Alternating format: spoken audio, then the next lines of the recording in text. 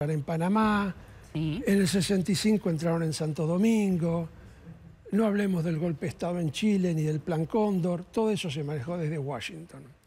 Digo esto porque a lo mejor se puede pensar que tengo algún tipo de ilusiones o de ingenuidad con respecto al rol de los Estados Unidos. Ninguno, y efectivamente cuando los rusos, cuando dicen, bueno, la OTAN pasó de ser una organización defensiva a ser muy activa después de la caída de la URSS y tiene responsabilidades en la guerra de Yugoslavia, estoy de acuerdo. La OTAN prometió que no iba a avanzar hacia el este, pero no cumplió. Entonces, en ese mapa, ¿yo me puedo acercar al mapa? Sí, lo ponemos a pleno. A ver. ¿Se lo podemos poner acá atrás? Dígame si es posible. Sí, ahí está, perfecto. O si se quiere acercar... A ver, ahí Muy está. Bien. Ahí está, bueno. Entonces... La cámara me puede seguir, si podemos quizás mostrarlo a él, a ver. A ver, quizás alguno de los chicos ahí está, nos pueda la cámara, ayudar. Esa es la cámara 3, ya ahí viene Facu, lo están mostrando. Ahí está. Ah, perfecto, listo. Sí, ya estamos, a ver. Fíjense, ex Unión Soviética, ¿sí? Sí. Sí. Letonia, Estonia, Lituania, antiguas repúblicas soviéticas. Polonia, antiguo aliado o lo que sea, vasallo de la URSS. Lo mismo para Eslovaquia, no veo acá Hungría, supongo que dice, y acá tiene que decir Rumania. Sí. Desde acá no veo por mis anteojos. Bien. Sí, la pantalla es medio, sí. Hoy, si nos dicen que la OTAN está rodeando por el oeste el ex espacio soviético, es cierto. Pero entonces... preguntémonos lo siguiente. La amenaza de la OTAN, supongamos que haya amenaza, porque la OTAN dice, no, Ucrania no va a entrar en la OTAN. No hay ninguna razón para creerle a la OTAN. Eso para mí está clarísimo. La historia demuestra que a la OTAN no se le puede tener confianza. Muy bien, claro. Dicho esto, ¿qué ganamos? Vos sos Putin, imagínate, sos la presidenta de Rusia, una mujer. Él no va a aceptar que sea imposible. No lo va a aceptar tal cual. Para él las mujeres tienen otro rol. Lo sé. Pero supongamos, y vos decís, para protegerme, porque estos van a poner bases aquí, voy a ocupar Ucrania. ¿Y qué ganás? Te acercás solita hacia las bases de la OTAN. Sí. Entonces, ¿cuál es el cálculo? Que en vez de salir, supongamos, desde aquí a Moscú, que van a tardar 10 minutos, 12, van a salir desde acá. Esta es una base aérea, acá hay otra base aérea, no veo bien, es acá. Está el escudo antimisiles en Polonia. ¿Este será el escudo antimisil? Claro. Entonces, los cohetes, los misiles de la OTAN, en vez de salir de acá, van a salir desde aquí. ¿Cuánto más van a tardar? Yo no soy un experto militar, pero 10 minutos más, ¿cambia eso algo? El color de Austria y de Suiza, ¿está así por algún... afuera, ¿no? ¿Por qué? Déjalo a los pobres austríacos, ya tuvieron bastante con los nazis. ¿Pero por qué está en ese color? Porque para... no sé, preguntale a internet, querida. Yo no lo hice. Pensé que era a propósito. No, pero yo no lo hice. Esto tenía que ver con mi pregunta, en realidad, ahora por voy el a tema de la neutralidad. Lo que quiero decir es lo siguiente. Si los misiles van a tardar unos minutos más, entonces el argumento de que tomando Ucrania nos protegemos de los misiles es falso. Falso, ok. A menos que el cálculo de Moscú sea, a mí Rusia no me importa, Ucrania sería parte de Rusia en ese momento. Ucrania va a tener bases, ya tienen armas nucleares, va a tener bases rusas. No tiene armas. A ver, sí, tiene armas nucleares. Están por un tratado, firmó un tratado por el cual no las va a usar, pero tiene... No, las devolvió. Bueno, el Tratado de Budapest. No vamos a discutir eso, no es importante. No tiene... Si Rusia si Rusia ocupa Ucrania, va a poner armas. Entonces, los misiles, ¿qué van a hacer? Lo primero que van a hacer es liquidar las bases más cercanas. Quiere decir que a Putin o a Moscú no le interesa el problema de Ucrania. Y efectivamente, anteayer salió un artículo del presidente del Consejo de Defensa y de Política Internacional que es uno de los colaboradores de Putin, que se llama, como título, dice Ucrania no es el problema.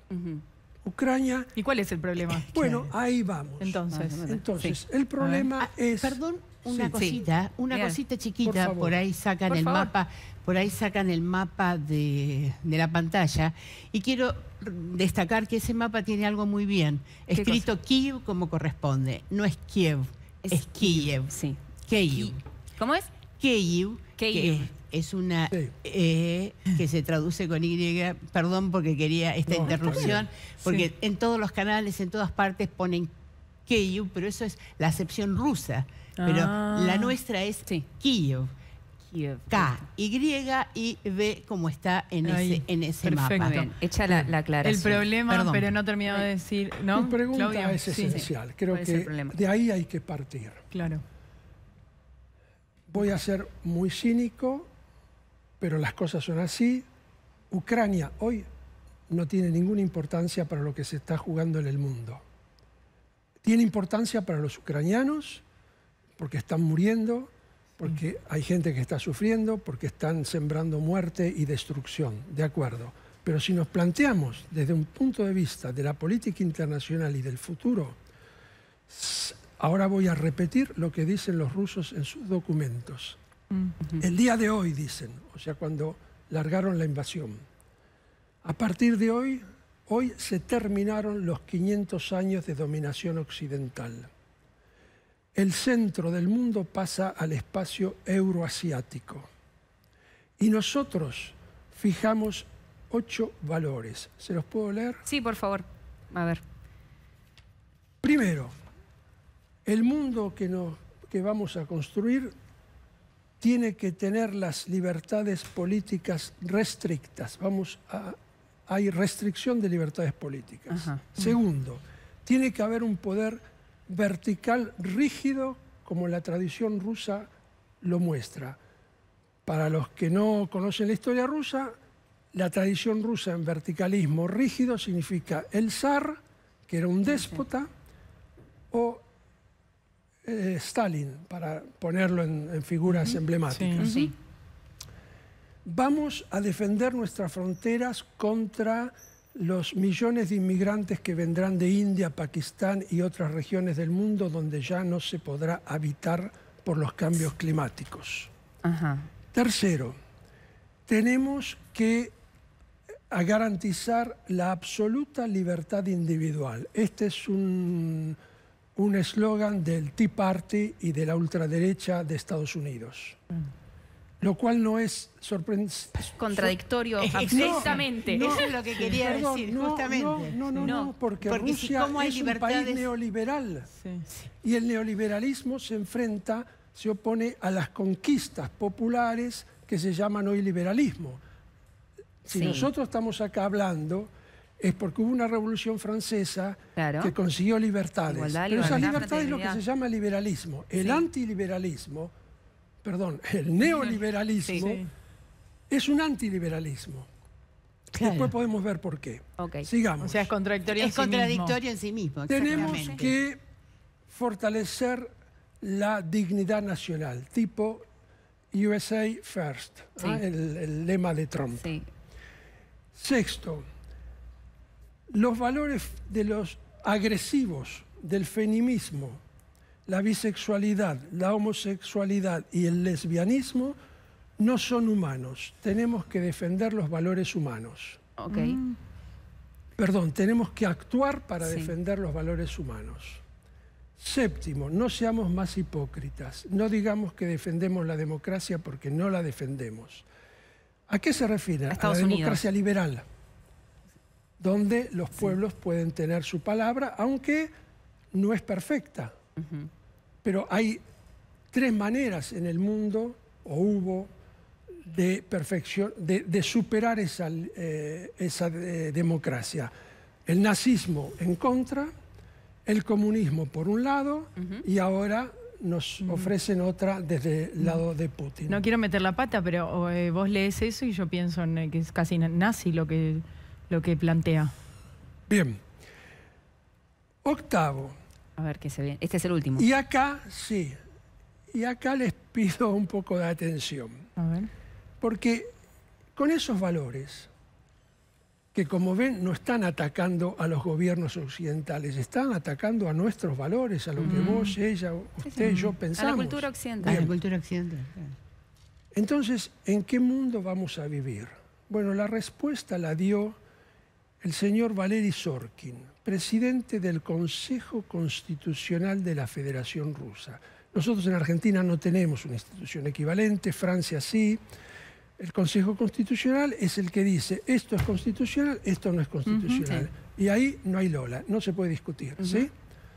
Bien, este señor Sorkin, el Consejo Constitucional cuando se creó con personas designadas por cada fracción política.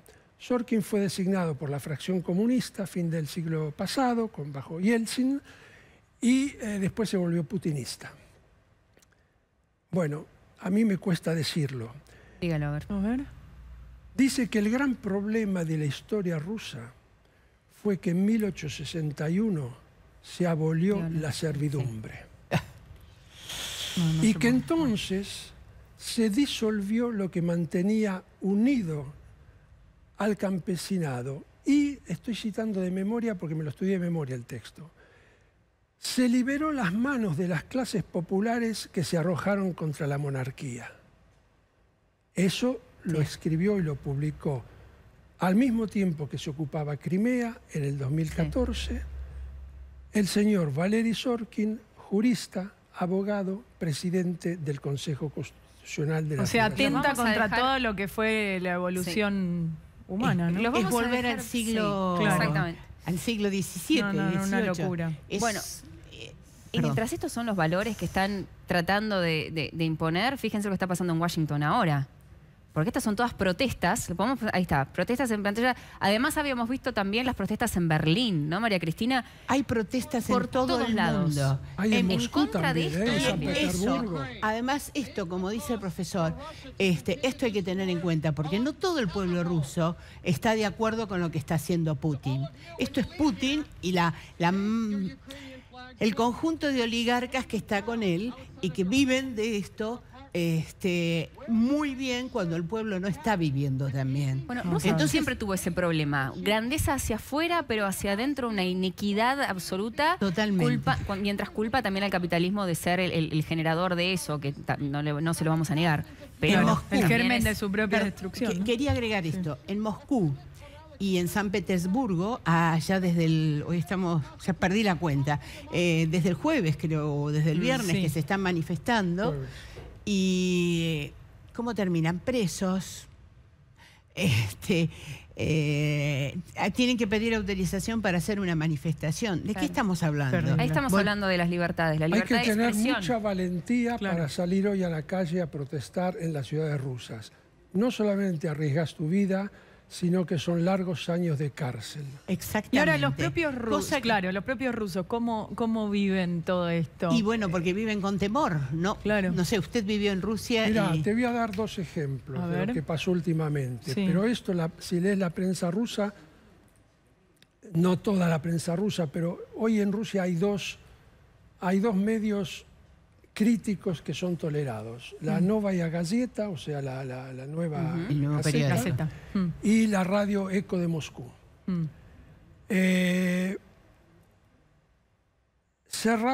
Prohibieron la ONG Memorial.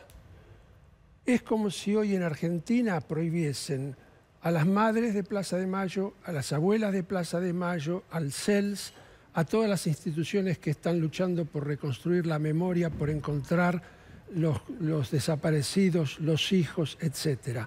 Eso fue prohibido por la Corte Suprema. En segundo lugar, voy a dar tres ejemplos. Yuri Dmitriev, un señor historiador erudito de su pueblo, en el lejano norte, tiene 65 años. Encontró una suerte de cementerio salvaje escondido en el bosque bajo tierra, miles de fusilados de la época de Stalin. Se pasó los últimos 20 años recuperando los nombres de cada uno. En cada árbol pone un nombre.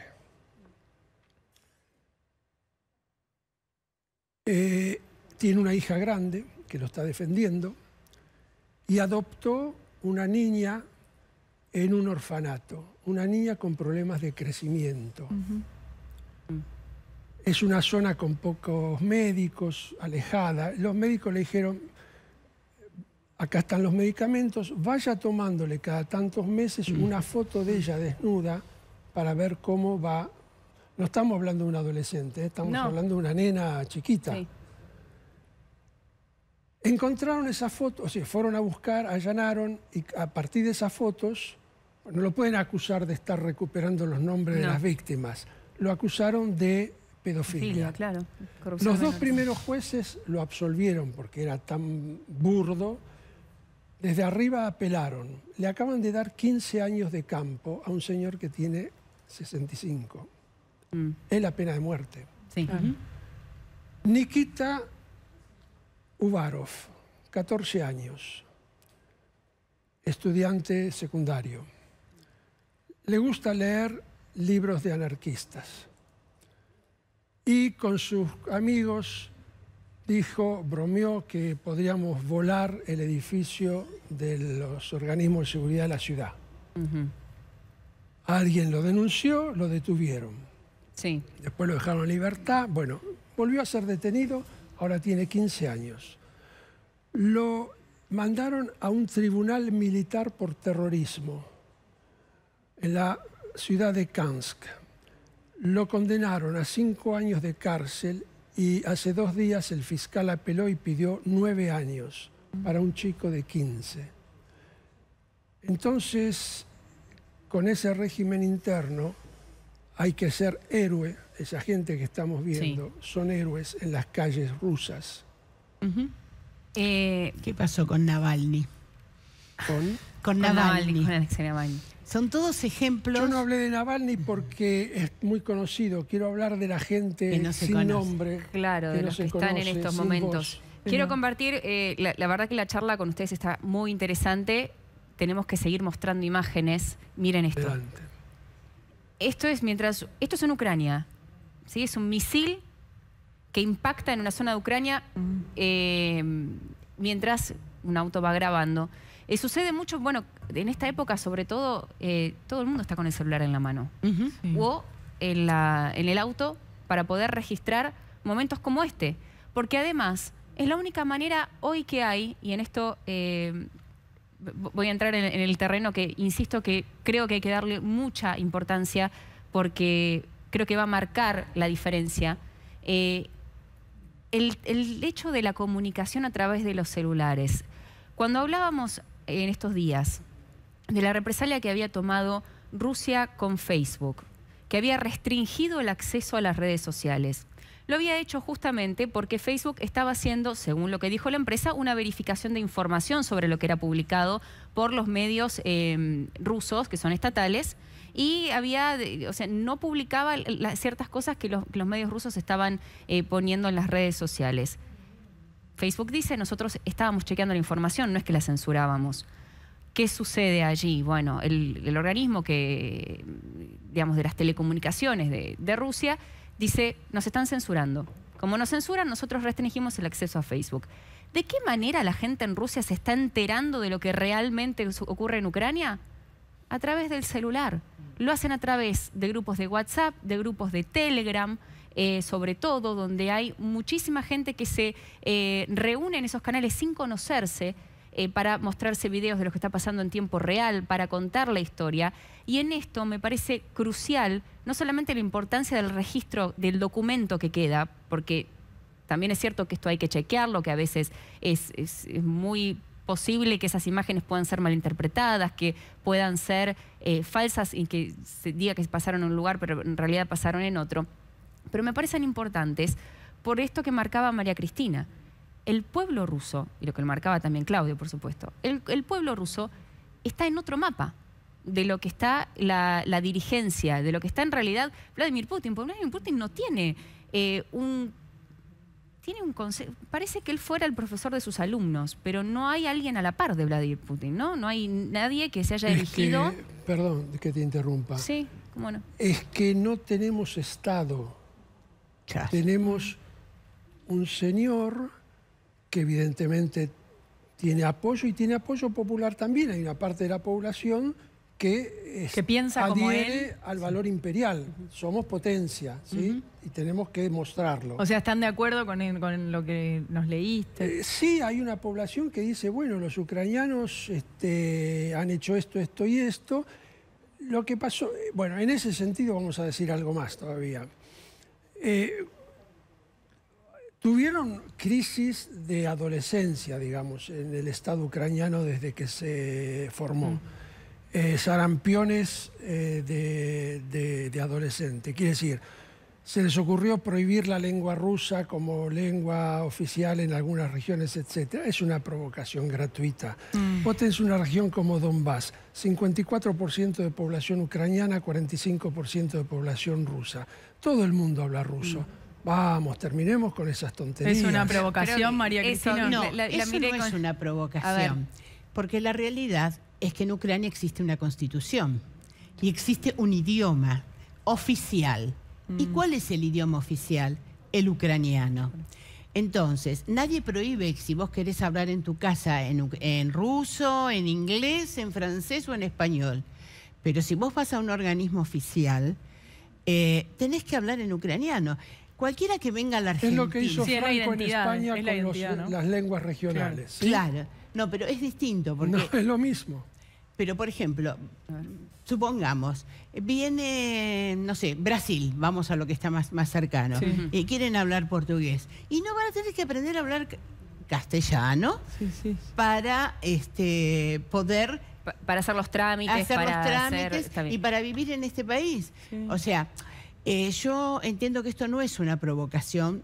Discúlpame, Claudio, que discrepe con vos. Yo creo que hay que... Pero mirá, la realidad es esa. Si vos tenés un idioma... La realidad, María Cristina, la realidad es la política. La política es el arte de hacer concesiones y de comprenderse. Si no, vamos a la ley de la selva. Si no hacemos eso, tenemos lo que pasa hoy. Pero hay que tener ganas de comprender. Hay que tener ganas de dialogar y de este comprender. Y además fueron medidas que el pueblo ucraniano no las pedía. Sí, las pedía. El pueblo ucraniano no le molestaba que se habla el ruso, vamos. Bueno. A menos que... Pero, en fin, a lo que yo iba es a otra cosa. Porque si no, me pierdo.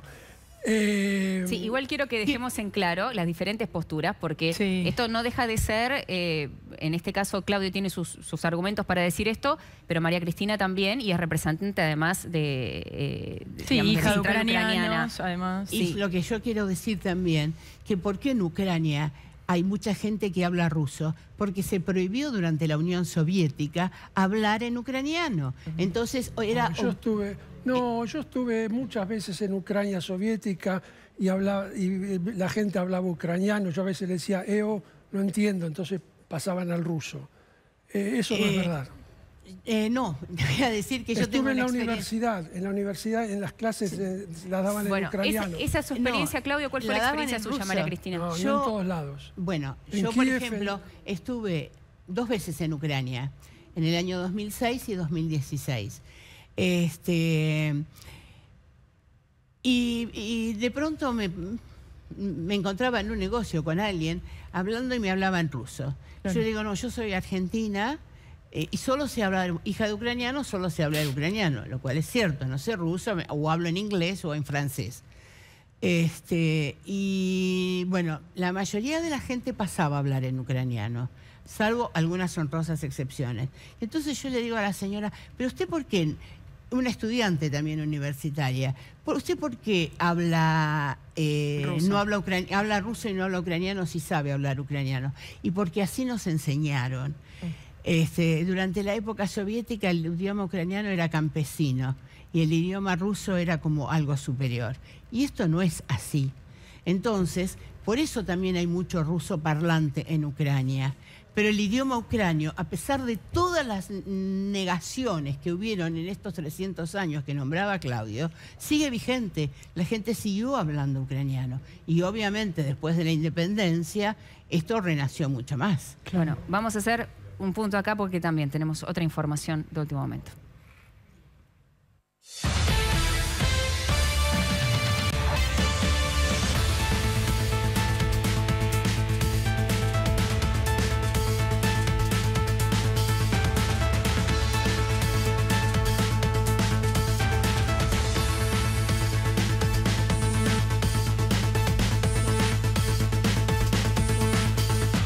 Atención con esto porque hasta ahora la capital resiste, pero estas imágenes tomadas por un satélite mostraron un gran despliegue de fuerzas terrestres rusas, incluidos tanques, moviéndose en dirección a la capital ucraniana.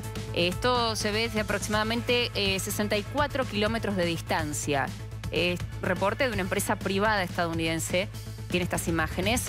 Están publicadas por Maxar Technologies, que mostraron un despliegue que comprende cientos de vehículos militares y se extiende a más de 5 kilómetros de fila, ¿no? El convoy estaba situado al noreste de la ciudad ucraniana de Ivánkiv y contenía combustible, logística y vehículos blindados, incluidos tanques, vehículos de combate de infantería y artillería autopropulsada. Las imágenes satelitales también mostraron los daños que fueron causados por los recientes ataques aéreos en el aeropuerto Antonov de Hostomel y los intensos combates en el aeropuerto y sus alrededores. Esta empresa también estuvo rastreando la acumulación de fuerzas rusas durante semanas y estas imágenes es lo que muestran entonces que están intentando llegar hacia la capital, que es clave, ¿no? Es clave porque es el centro político de Ucrania. Es donde hasta ahora el presidente Zelensky se ha mostrado en las redes sociales que está allí ante incluso el pedido de retirada que le había hecho los Estados Unidos, Joe Biden. Y ahora en un ratito me quiero adentrar sobre eso, porque Joe Biden creo que es un actor clave en todo esto, sobre todo la debilidad política, ¿no? del líder, del jefe de Estado estadounidense. Pero vamos a hablar de eso en un ratito, porque Claudio me está mirando con ganas de ya empezar sobre esto. No, ¿sabes qué? Cuando dijiste Zelensky, pensé en algo que hay que saberlo, porque Putin acusa al gobierno ucraniano de ser nazi. Ucrania es uno de los países con la historia antisemita más importante en el mundo. Es un país donde los peores pogromes mataron a miles de judíos. Pero es también un país donde el 73% de los votos fueron a un señor judío. No sé si, ahora no recuerdo, pero no hay muchos países europeos donde un judío haya sido elegido presidente. Eso significa que hay cambios profundos en la población ucraniana. Y eso hay que tenerlo en cuenta. ¿Que hay grupos nazis en Ucrania? Sí, los hay. ¿Hay grupos nazis en Rusia? Sí, los hay. ¿Hay grupos nazis en Alemania? Sí. En Argentina también. Pero no exageremos. Claro. Claro. Realmente, bueno, puede ser que haya algún grupo nazi, pero los ucranianos fueron también víctimas del nazismo. Víctimas del nazismo. Claro, pero hubo también, perdón por llevarte pero mirá... Para eso los trajimos, discúlpenos. No es que pueda haber grupos, no es que pueda haber grupos.